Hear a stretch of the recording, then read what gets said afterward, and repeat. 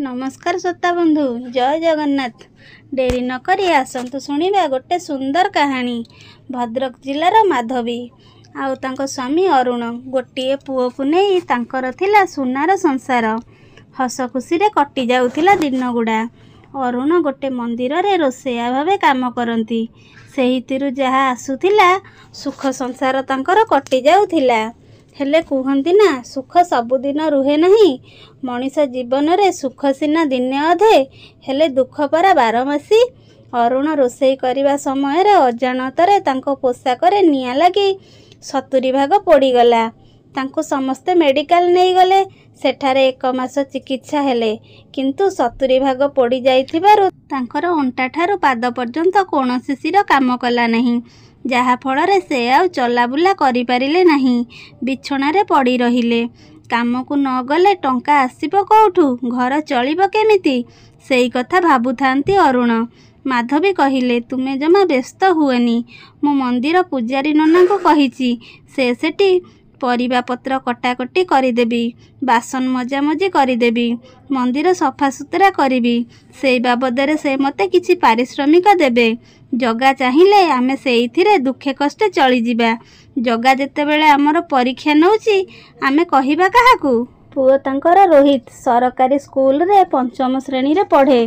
माधवी मंदिर काम करी जेतिकी पारिश्रमिक पाआंती सेतिकी रे चलिबा कष्ट हुए।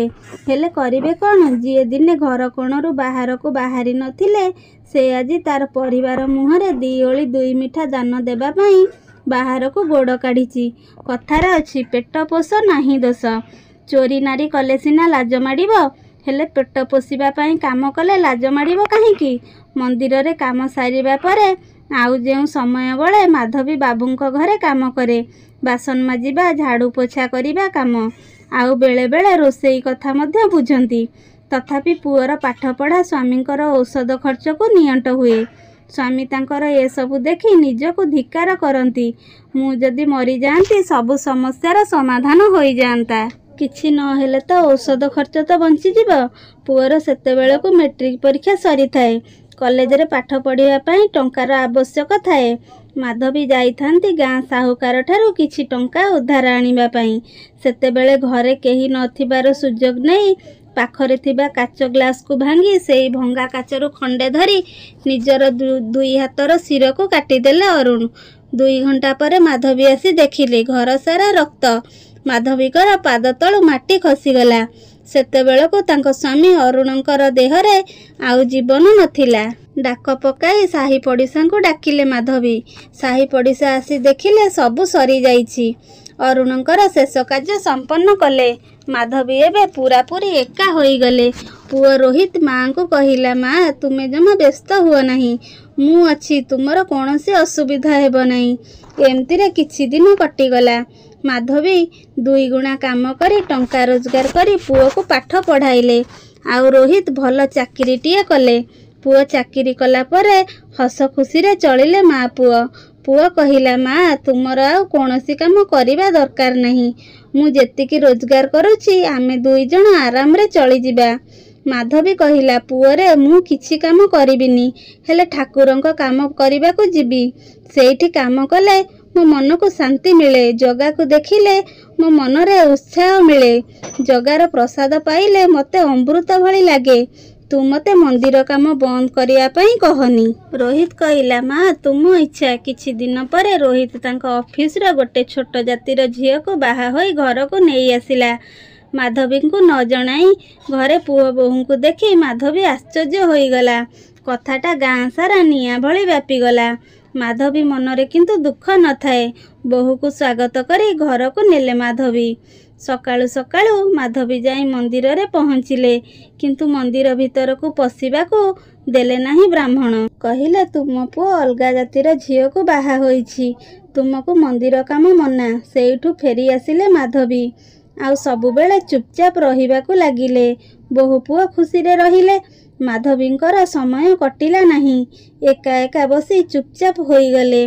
पुओ तांकर एबे टिके टिके बदली गलेनी। टिके टिके कथारे चिड़चिड़ हुअंती माधवी उपरे। आउ कहती, माँ ବୋହୂକୁ ଟିକେ କାମରେ ସାହାଯ୍ୟ କର, ସେ ଏକା ଏକା କେତେ ଖଟିବ। ମାଧବୀ କହିଲା, ମୁଁ ତ ଘରର ସବୁ କାମ କରୁଛି। ପୁଅ କହିଲା, ତାହେଲେ ତ ବୋହୂ କ'ଣ ମୋତେ ମିଛ କଥା କହୁଛି? ସବୁବେଳେ ଘରକୁ ଆସିଲେ ପାଟିତୁଣ୍ଡ, ଖଟି ଖଟି ଆସି ଟିକେ ଶାନ୍ତିରେ ବଞ୍ଚିବାକୁ ଦିଅ। ଏମିତି ଯଦି ସବୁଦିନ ହୁଏ ମୁଁ ଘର ଛାଡ଼ି କୁଆଡ଼େ ଚାଲିଯିବି। କାହାକୁ କିଛି କହିବିନି। ଏଇ କଥା ବହୁତ ବାଧିଲା ମାଧବୀଙ୍କୁ। ଯେଉଁ ପୁଅକୁ ମଣିଷ କରିବା ପାଇଁ ଦେହରୁ ସବୁତକ ଲହୁଲୁହ ନିଗାଡ଼ି ଦେଇଛନ୍ତି, ସେଇ ପୁଅ ଆଜି ମା ପାଇଁ ଘର ଛାଡ଼ି ଚାଲିଯିବ କହୁଛି। ବାପ ଛେଉଣ୍ଡ ପୁଅକୁ କେତେ କଷ୍ଟରେ ମଣିଷ କରିଛନ୍ତି ସେଇ କଳା ଠାକୁର ହିଁ ଜାଣିଛି। ନିଜକୁ ଧିକ୍କାର କରି ରାତି ଅନ୍ଧାରରେ ନିଜର କିଛି ଲୁଗାପଟା ଧରି ଚାଲି ଆସିଲେ ସେଇଠିକୁ, ଯେଉଁଠିରେ ସବୁ ମଣିଷ ପାଇଁ ସବୁ ଦ୍ୱାର ବନ୍ଦ ହୋଇଗଲେ ତାରି ଦ୍ୱାର ଖୋଲା ଥାଏ। ପୁରୀ ଜଗା ପାଖକୁ ପଳେଇ ଆସିଲେ ମାଧବୀ। ସେଇଠାରେ ଗୋଟେ ମେସ୍ରେ ରୋଷେଇ କଲେ। ସେଇ ମେସ୍ରେ ତାଙ୍କ ପୁଅ ବୟସର ପିଲାମାନେ ରହୁଥିଲେ। ଭଲ ଭଲ ରୋଷେଇ କରି ଖାଇବାକୁ ଦିଅନ୍ତି ମାଧବୀ। ପିଲାମାନେ ମଧ୍ୟ ମା ଭଳି ସ୍ନେହ କରନ୍ତି ମାଧବୀଙ୍କୁ। ରୋଷେଇ ଛଡ଼ା ପିଲାମାନଙ୍କର ସେବା ଯତ୍ନ କରନ୍ତି। ରାହୁଲ ବୋଲି ଗୋଟେ ପିଲା କହିଲା, ମା, ତୁମେ ଏତେ ସୁନ୍ଦର ରୋଷେଇ କରୁଛ, ତୁମେ ରୋଷେଇ କର, ମୁଁ ତାକୁ ଭିଡ଼ିଓ କରି ୟୁଟ୍ୟୁବରେ ଛାଡ଼ିବି। ମାଧବୀ କହିଲା, ରାହୁଲ, ମୁଁ କ'ଣ ରୋଷେଇ ଜାଣିଛି? ରାହୁଲ କହିଲା, ତୁମେ ଯାହା ବି ରୋଷେଇ କର, ମୁଁ ସେଗୁଡ଼ିକ ରେକର୍ଡ଼ିଂ କରି ମୋର ୟୁଟ୍ୟୁବ ଭିଡ଼ିଓରେ ଛାଡ଼ିବି। ରାହୁଲ ସବୁଦିନ ମାଧବୀଙ୍କର ରୋଷେଇ ଭିଡ଼ିଓ ୟୁଟ୍ୟୁବରେ ପକାନ୍ତି।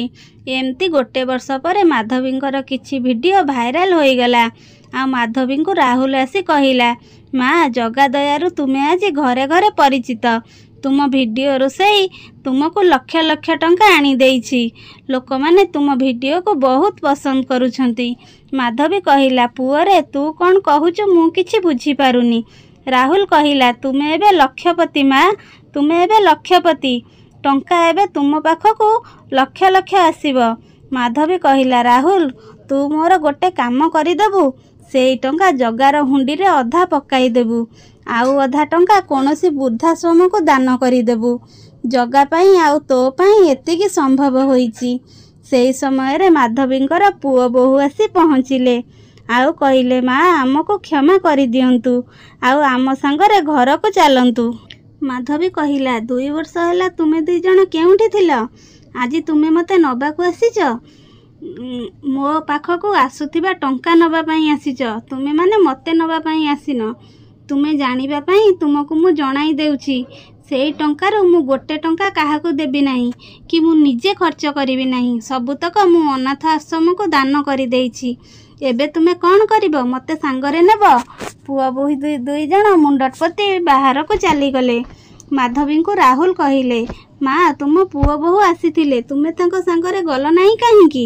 ମାଧବୀ କହିଲେ, ପୁଅରେ, ମୁଁ ଜୀବନର ସଂସାର ଭିତରେ ବହୁତ କଷ୍ଟ ପାଇଛି, ଆଉ ମୋର ସେଇ ସଂସାର ଭିତରକୁ ପଶିବାକୁ ଇଚ୍ଛା ନାହିଁ। ଯେତେ ଦିନ ବଞ୍ଚିବି ତୁମମାନଙ୍କୁ ରୋଷେଇ କରି ଖାଇବାକୁ ଦେବି। ଗୋଟେ ପୁଅ ଗଲା କ'ଣ ହେଲା? ତୁମେମାନେ ତ ମୋର କେତେ ପୁଅ ଅଛ, ଆଉ ମୋର କ'ଣ ଦରକାର? ଆଉ ସବୁଠାରୁ ବଡ଼ କଥା ହେଲା, ନିତିଦିନ ଜଗାକୁ ଦର୍ଶନ କରିପାରୁଛି। ତାର 22 ପାହାଚରେ କିଛି ସମୟ ବସି ମୋ ମନକୁ ଶାନ୍ତି ମିଳୁଛି। ଏଇଠି ତ ମୋର 4 ଧାମ। ଆଉ ମଲା ବେଳକୁ ତୁମେମାନେ ମୋ ମୁହଁରେ ଟିକେ ଗଙ୍ଗାଜଳ ତୁଳସୀ ଦେଇଦେବ। ଆଉ ମଲା ପରେ ମୋତେ ଟିକେ ତା ବଡ଼ ଦାଣ୍ଡ ବାଟେ ନେଇ ତା ସ୍ୱର୍ଗଦ୍ୱାରରେ ପୋଡ଼ିଦେବ। ଏତିକି ମୋର ତୁମମାନଙ୍କ ପାଖରେ ଆଉ ଜଗା ପାଖରେ ଅଳି। ଶ୍ରୋତା ବନ୍ଧୁ, କାହାଣୀଟି ଆପଣମାନଙ୍କୁ କେମିତି ଲାଗିଲା ଆପଣମାନେ କମେଣ୍ଟ ମାଧ୍ୟମରେ ନିଶ୍ଚିନ୍ତ ଜଣାଇବେ।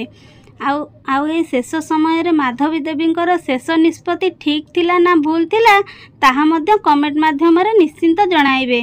ଆଉ ଆପଣମାନଙ୍କୁ ଯଦି ମୋ ଚ୍ୟାନେଲରେ ନୂଆ ହୋଇଥାନ୍ତି, ମୋ ଚ୍ୟାନେଲକୁ ସବସ୍କ୍ରାଇବ୍ କରିବାକୁ ଜମା ବି ଭୁଲିବେନି। ରହୁଛି, ଦେଖାହେବ ଆଉ ଗୋଟେ ସୁନ୍ଦର ଭିଡ଼ିଓ ସହିତ। ସେତେବେଳ ପର୍ଯ୍ୟନ୍ତ ମୋତେ ବିଦାୟ ଦିଅନ୍ତୁ। ଜୟ ଜଗନ୍ନାଥ।